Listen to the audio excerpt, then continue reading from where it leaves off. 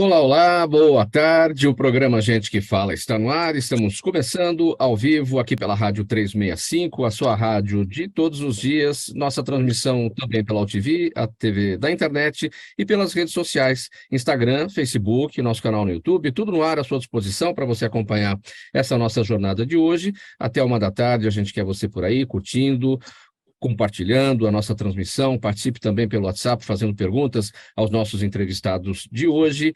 97335-0038 é o número, mais uma vez, 97335-0038, 12:01. Eu sou o Mauro Friesman. Quinta-feira chegou, você conhece o nosso espaço aqui, tradicional, aberto para o gente do MPD que Fala, parceria nossa com o movimento do Ministério Público Democrático, o apoio da Câmara Brasileira de Diagnóstico Laboratorial e do escritório Nasser Rajab Advogados Associados. Vamos conhecer os nossos convidados de hoje, que vão analisar e debater os temas por aqui propostos. E o doutor Gonzalo Vecina Neto também com a gente, professor da Faculdade de Saúde Pública da Universidade de São Paulo, idealizador do SUS e da Anvisa. Professor Gonzalo, tudo bem? Tudo bem, Mauro? Bom dia a você, bom dia aos nossos companheiros de bancada e bom dia a todos que estão nos assistindo. Vamos fazer um bom programa debatendo aqui uma série de assuntos que fazem parte do nosso momento. Vamos a eles. 12:03 agora. O texto base do novo arcabouço fiscal foi aprovado anteontem na Câmara dos Deputados, com 379 votos favoráveis e 64 contrários. A nova regra para o controle das contas públicas substitui o atual teto de gastos, que está em vigor desde o governo Temer, e tem regras mais flexíveis ao permitir que as despesas cresçam acima da inflação, desde que num ritmo inferior ao aumento das receitas. O objetivo, segundo o governo, é garantir um equilíbrio entre arrecadação e gastos para que as contas públicas voltem a ficar no azul. E a meta é zerar o balanço em 2024 e registrar superávit a partir de 2025. Professor Gonzalo, sua percepção sobre esse tema? Veja, primeiro eu concordo com as falas anteriores, mas é importante que o senso comum consiga entender o que está acontecendo, né? 56% de todos os impostos arrecadados para fazer a máquina pública entregar os serviços que a população necessita, 56% de todos os impostos são pagamento de juros.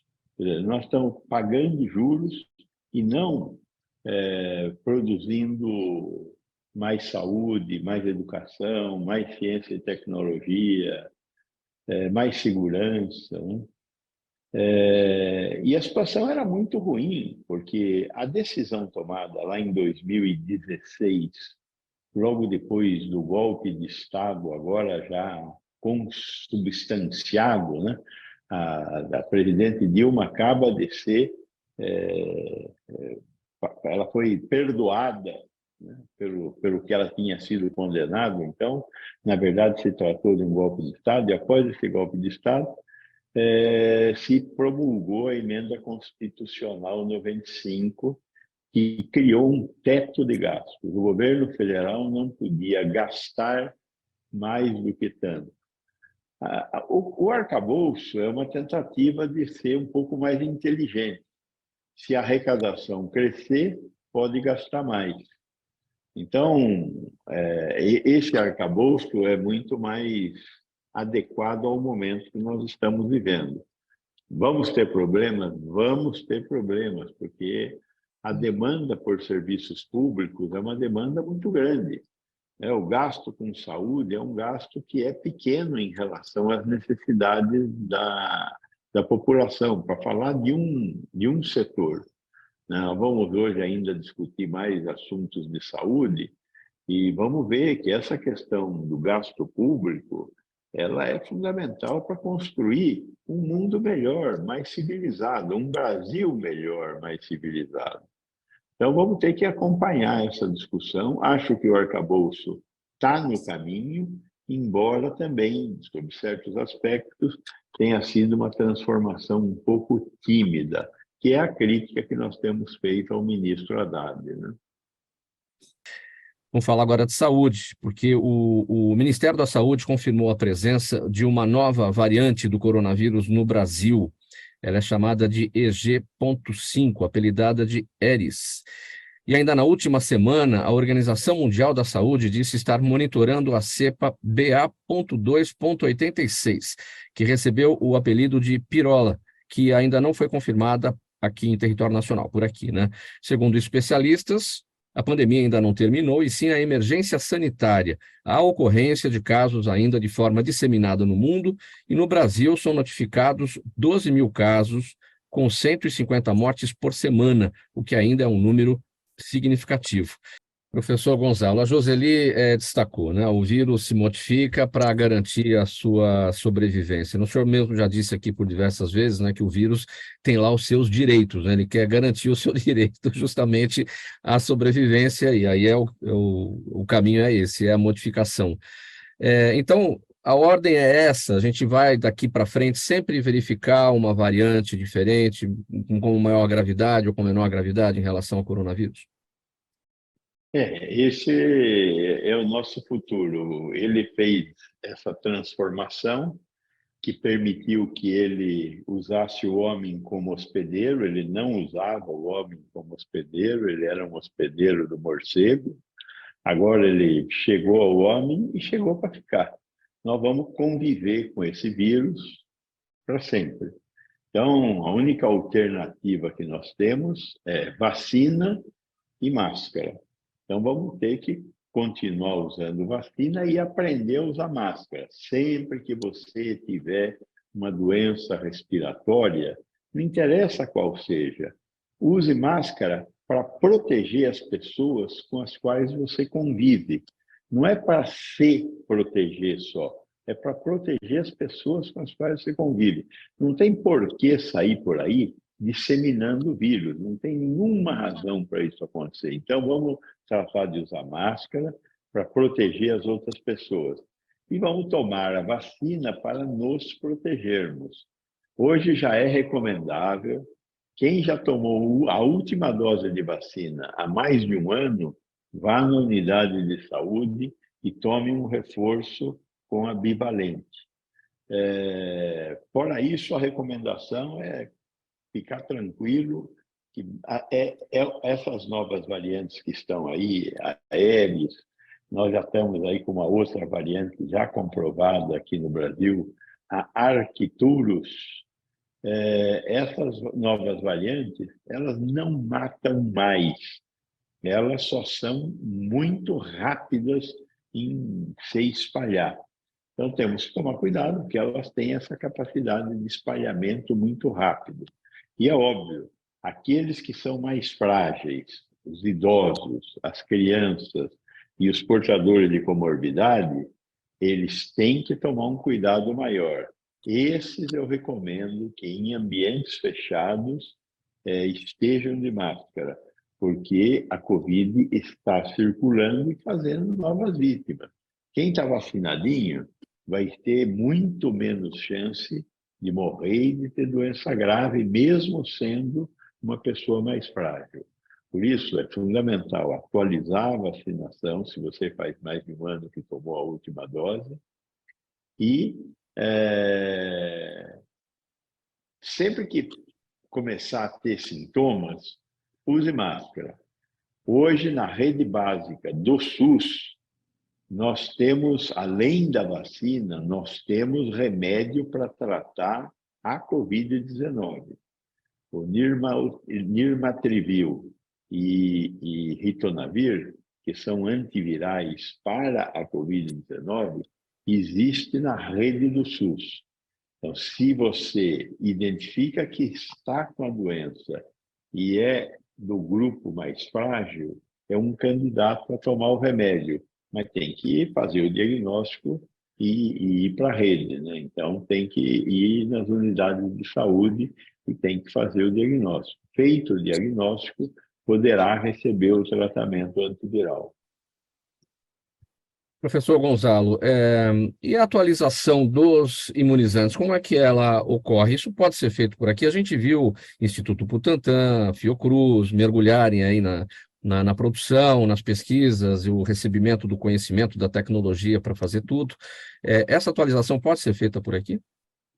Essa atualização está sendo feita no momento. Não temos nenhuma vacina aprovada, mas temos vacinas que estão no caminho. Então, tem a Butanvac, eu não sei como é que está a Butanvac nesse momento, mas é uma vacina que estava sendo desenvolvida pelo Butantan.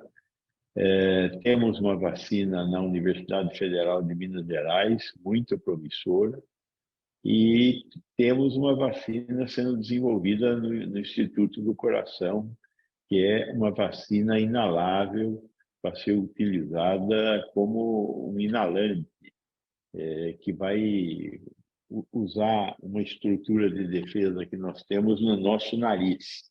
Então, são vacinas muito interessantes. Além disso, no resto do mundo, assim como a Pfizer fez a bivalente, estão acompanhando para ver que esse conjunto de variantes novas que está aparecendo aí são filhas da mesma Ômicron. Nós estamos trabalhando com subvariantes da Ômicron.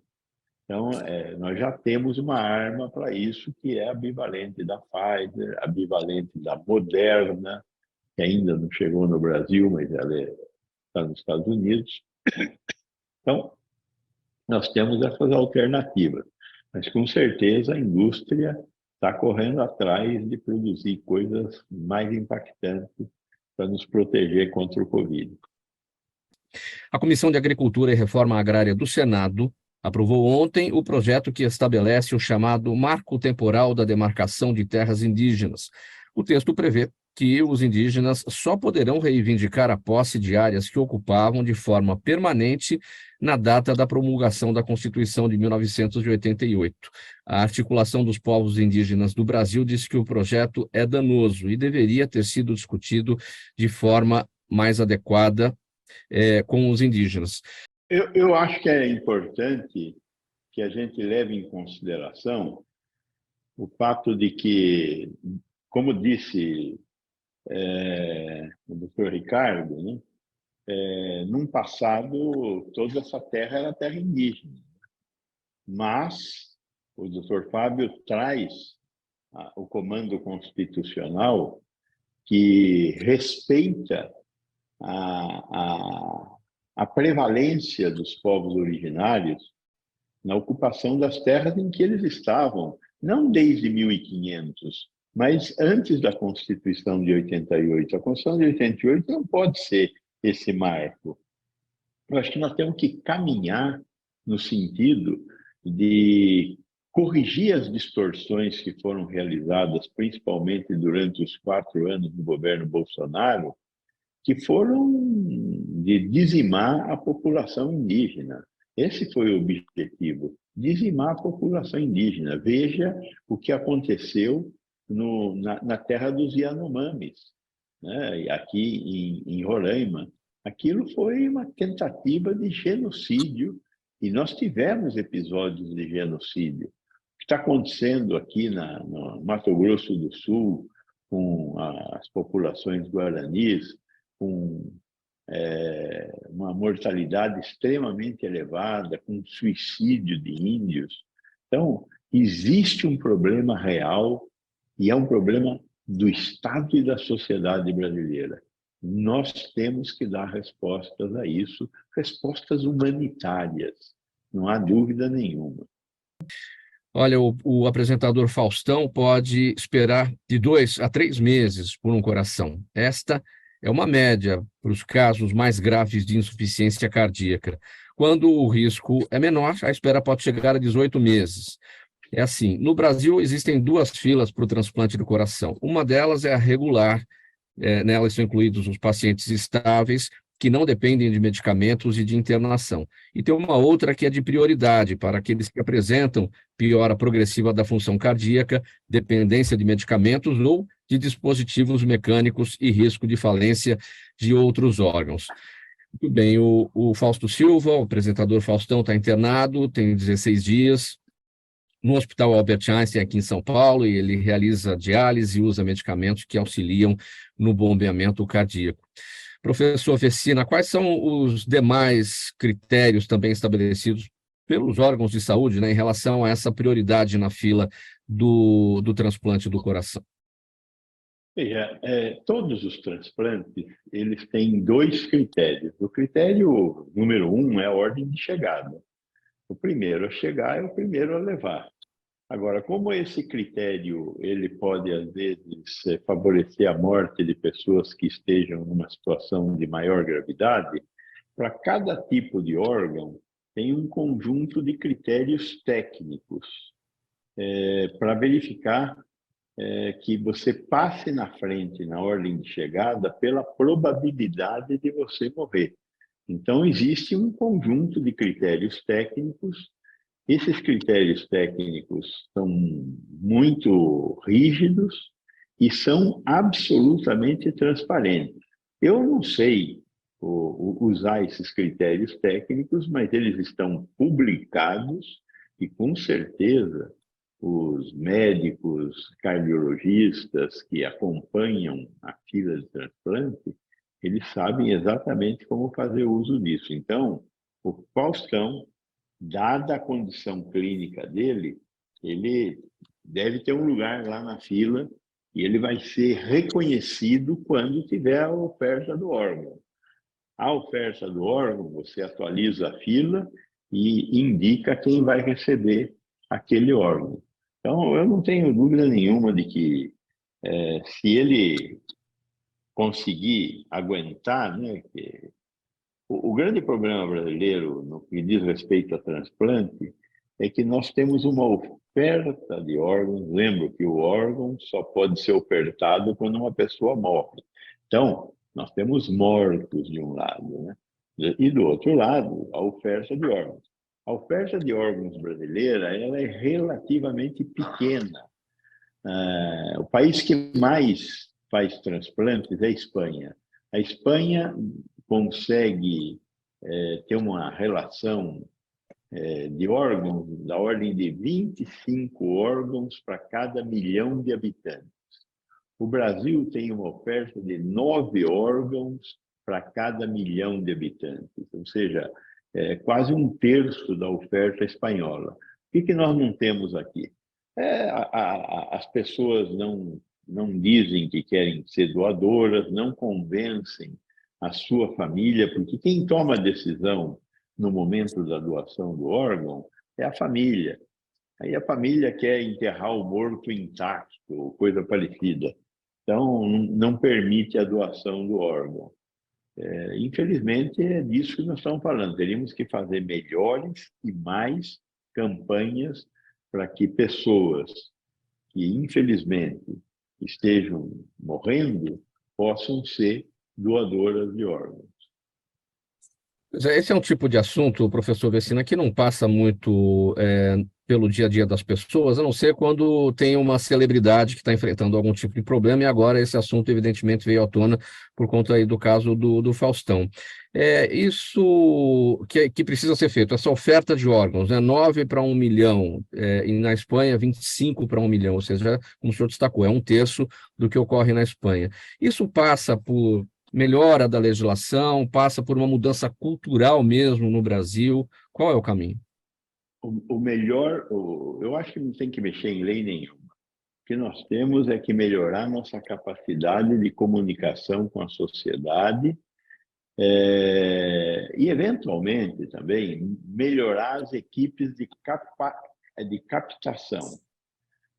Todo centro transformador tem lá uma equipe de captação. Essas equipes, nós teríamos que ter equipes mais rápidas e com uma capacidade de convencimento de famílias que fosse melhor. Nós temos que fazer uma aposta em melhorar nossa capacidade de captar órgãos. Então vamos a ele. A Advocacia Geral da União divulgou ontem parecer técnico favorável à exploração de petróleo na bacia da Foz do Amazonas. O documento contraria a posição da ministra do Meio Ambiente, Marina Silva, e reforça a posição do Ministério de Minas e Energia. As duas pastas travam um embate dentro do governo sobre a possibilidade de explorar petróleo na região.